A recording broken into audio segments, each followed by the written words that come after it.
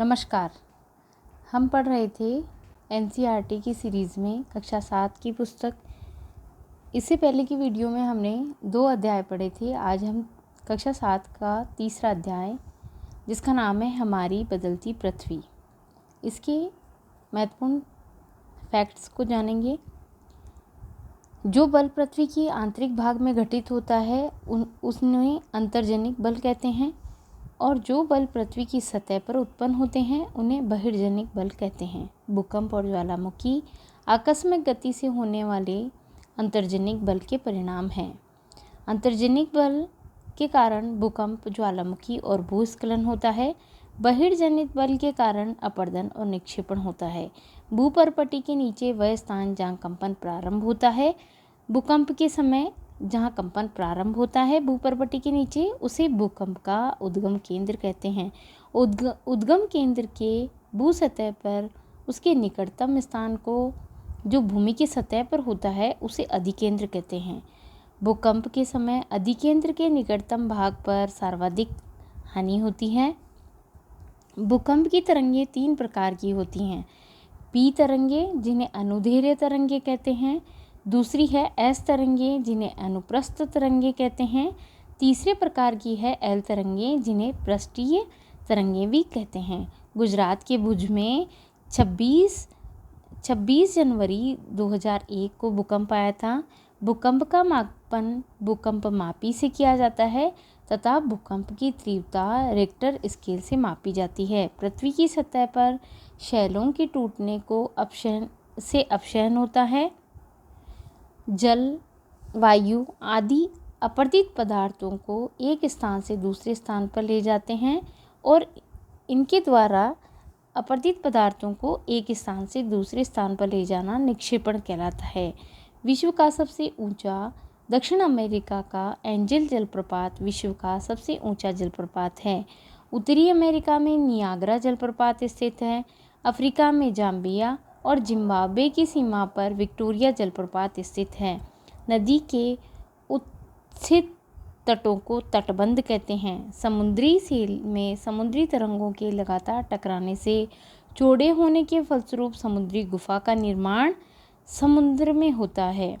समुद्री गुफा के बड़े हो जाने पर केवल छत ही बचती है, जिससे तटीय मेहराबों का निर्माण होता है। समुद्र में दीवार जैसी आकृति को स्टैक कहते हैं।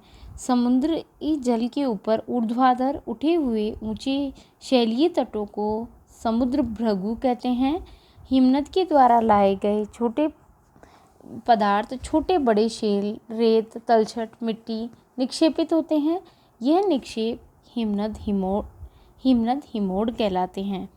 रेगिस्तान में छत्रक शैलें पाई जाती हैं। जब बालू कण विस्तृत क्षेत्र में निक्षेपित हो जाते हैं तो इन्हें लोएस कहा जाता है। चीन में विशाल लोएस निक्षेपण पाए जाते हैं।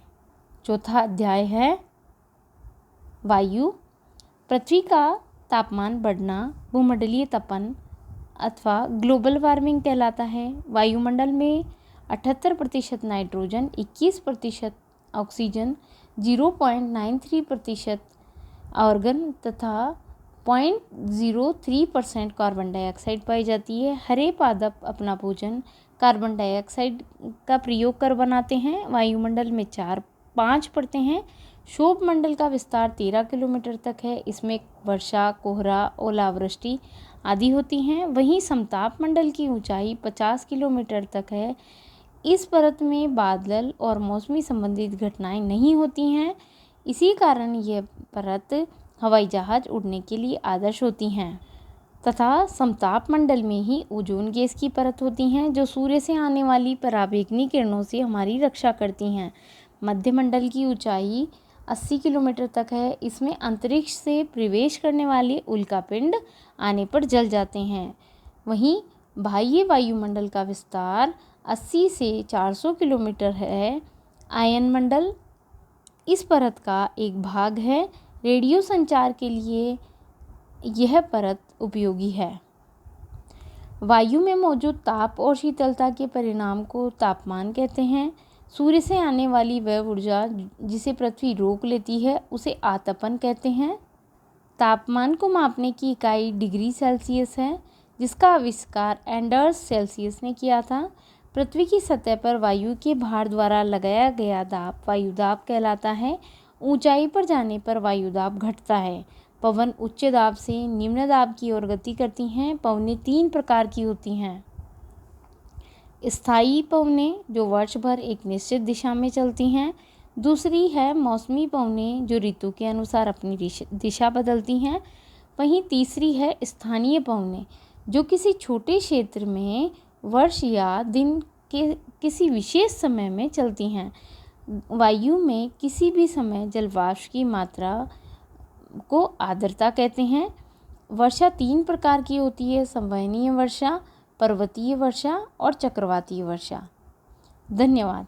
हमने आज के वीडियो में 2 अध्याय पढ़े। अगले वीडियो में अध्याय 5 पढ़ेंगे। धन्यवाद।